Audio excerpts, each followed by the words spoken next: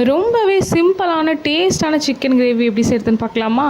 இந்த chicken gravy பண்ணுறதுக்கு ஒரு துண்டு இஞ்சி, 10 பல் பூண்டு, அரை ஸ்பூன் சீரகம், அரை ஸ்பூன் சோம்பு, அரை ஸ்பூன் மிளகு, அது கூட வெங்காயம் 1, தக்காளி 1, கொஞ்சம் கொத்தமல்லி சேர்த்து அரைச்சிக்கோங்க. இப்போ ஒரு கடாய் எடுத்துக்கோங்க. அதில் எண்ணெய் ஊற்றிக்கோங்க. எண்ணெய் காஞ்சதும் கடுகு, சோம்பு, அது கூடவே வெங்காயத்தை போட்டு நல்லா வதக்கிக்கோங்க. அது கூடவே கருவேப்பிலை, ஒரு தக்காளி, 2 பச்சை மிளகா சேர்த்து நல்லா வதக்கிக்கோங்க. அது கூடவே நம்ம அரைச்சி வச்சு அந்த பேஸ்ட்டை சேர்த்திக்கலாம். சேர்த்துட்டு நல்லா வதக்கிக்கோங்க. பச்சை வாசனை போகிற அளவுக்கு நல்லா வதக்கிட்டு, இப்போ அது கூட 5 டேபிள் ஸ்பூன் குழம்பு மிளகாய் தூள் சேர்த்துக்கோங்க. சேர்த்துட்டு நல்லா வதக்கிக்கோங்க. இப்போது 1/2 kg சிக்கன் எடுத்து வச்சுருக்கேன், அதையும் சேர்த்திக்கலாம். சேர்த்துட்டு நல்லா வதக்கிக்கோங்க. இப்போது தேவையான அளவு உப்பு சேர்த்துக்கோங்க. நல்லா கிளறி விட்டு ஒரு 2 நிமிஷம் அப்படியே க்ளோஸ் பண்ணி வேக வச்சுருங்க.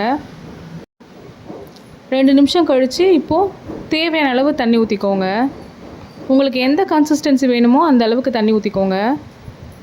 இப்போ நல்லா கிளறி விட்டு அதை அப்படியே க்ளோஸ் பண்ணி விட்டு ஒரு 10லேருந்து 15 நிமிஷம் நல்லா கொதிக்க வைங்க.